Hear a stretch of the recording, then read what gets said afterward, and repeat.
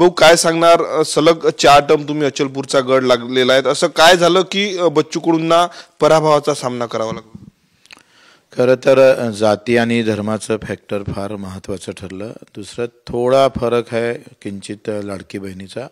राजकारण जिंकलं आणि सेवा हरली अशा प्रकारचं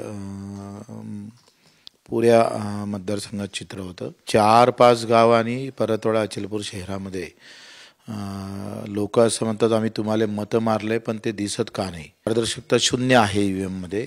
माझं मत मारल्यानंतर ते चिठ्ठीवर दिसलं तरी ते प्रत्यक्षात आम्हाला किती भेटलं याची गणना नेमकी होत नाही.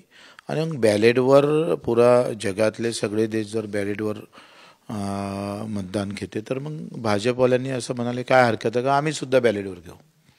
भाऊ काय तुमची भूमिका असणार आहे EVM विरोधात आगामी काळामध्ये, काय सांग?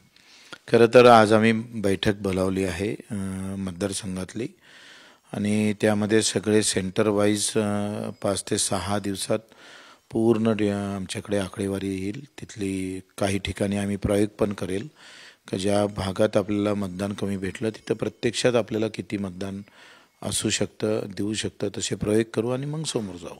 भाऊ सध्या मुख्यमंत्री पदावरनं जो आहे तो वाद सुरू आहेत महायुतीमधनं.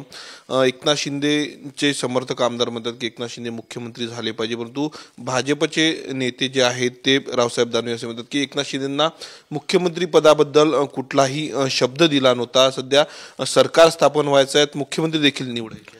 भाजप सत्तेत जर मागच्या वेळेस आलं तर ते एकनाथ शिंदे साहेबांच्या बंडखोरीमुळं. त्यांनी बंडच केला नसता तर भाजप सत्तेत आलं नसतं. सत्तेत आलं नसतं तर आज हा प्रयोग त्यांचा सक्सेस झाला नसता. कॅमेरामन अनिकेत दहातोंडे सह मी स्वप्नील उमाप, TV9 मराठी, अमरावती.